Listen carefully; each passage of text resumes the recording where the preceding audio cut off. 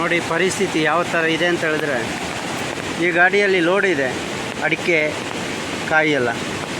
But ನನಗೆ ಆ ಕಡೆ ಹೋಗೋಕ್ಕಾಗ್ತಾಯಿಲ್ಲ. ಆ ಕಡೆ ಒಂದು ಜೀಪ್ ಬರ್ತಾಯಿದೆ, ಆ ಜೀಪಿಗೆ ಲೋಡ್ ಮಾಡಿ ನಾವು ಇದನ್ನು ಸುಳ್ಯಕ್ಕೆ ತಗೊಂಡು ಹೋಗಬೇಕು. ಇಂಥ ಪರಿಸ್ಥಿತಿಯಲ್ಲಿ ನಮ್ಮ ಈ ಚೊಂಬು ಗ್ರಾಮ ಪಂಚಾಯಿತಿಗೆ ಸೇರಿರುವ ಕಟ್ಟಪಳ್ಳಿ ಉಂಬಳೆ ಹತ್ತಿಯಡಿಯ ಮಧ್ಯಭಾಗದಲ್ಲಿರುವಂಥ ಈ ಜಾಗದಲ್ಲಿ ನಾವು ಇಷ್ಟು ಕಷ್ಟಗಳನ್ನು ಅನುಭವಿಸ್ತಿದ್ವಿ.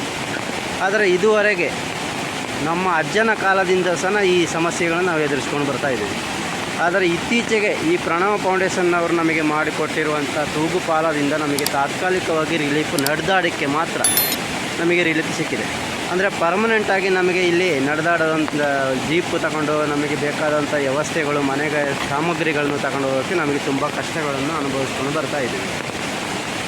ಇಂಥ ಪರಿಸ್ಥಿತಿಯಲ್ಲಿ ಇಷ್ಟು ವರ್ಷ ಒಂದು ಸೇತುವೆಯನ್ನು ಮಾಡಿಕೊಡೋದಕ್ಕೆ ನಮ್ಮ ಸಂಬಂಧಪಟ್ಟವರಿಗೆ ಆಗಲಿಲ್ಲ ಅಂತ ಹೇಳಿದರೆ, ಈ ವ್ಯವಸ್ಥೆ ರಾಜಕೀಯ ಏನು ಮಾಡ್ತಾಯಿದೆ, ರಾಜಕೀಯ ವ್ಯಕ್ತಿಗಳು ಏನು ಮಾಡ್ತಾಯಿದ್ದಾರೆ ಅಂತ ಹೇಳುವಂಥದ್ದನ್ನು ನಾವು ಕ್ವಶನ್ ಮಾಡುವಂಥ ವಿಚಾರ.